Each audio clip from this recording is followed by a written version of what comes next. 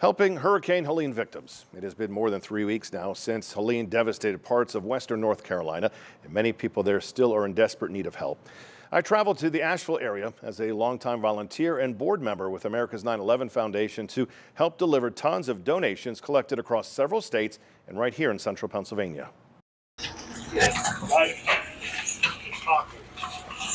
The first stop, a massive warehouse in Arden, North Carolina, where volunteers with America's 9/11 Foundation delivered tons of donated basic living supplies, along with much needed buckets and cleaning supplies. This is helping our first responders in their communities. We were born to do that, to support our first responders, and they need help supporting their community. So this is what we're doing.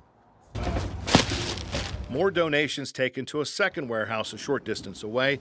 Volunteers sort them and prepare to send them out to people in need. There's not one particular ground zero. It's just damaged in so many different locations. And so we were taking aid to the very hard hit areas and then constantly receiving lists from them of what they need. And in some cases, weeks after the storm, they still need basics for survival. They're rugged mountain people. They're resilient, but they need, and the need is great. Organizers say the outpouring of support and donations has been incredible and at times overwhelming, coming from up and down the East Coast. The challenge now, they tell me, is distribution. Volunteers working to get all of this material to Hurricane Helene victims in the hardest hit areas of the North Carolina mountains. We need more people that can drive it to where it needs to go. And some of the roads are out, and some places they're not allowing unless they're just bringing aid. So it's been a challenge, but the Lord provides and we're getting it done. One of those hard-hit places is Black Mountain, North Carolina, where we transported several truckloads of requested items to the rail yard at Black Mountain. This is a place where volunteers for weeks have been serving almost 4,000 meals a day to hurricane victims who still don't have power, water, and in some cases, no longer have a home. But if you see what these people are going through, it's life-changing. It is life-changing. There is occasional music to lift spirits, a place to grab a hot shower, an opportunity for those who lost everything to get some clothing, blankets, and other essential items. We couldn't do none of what we're doing without you. So what we've had as a reminiscent thing that we say is that we've been used to be the hand and the feet of God, and that's what people have done in giving and allowing us to give to the neighborhood.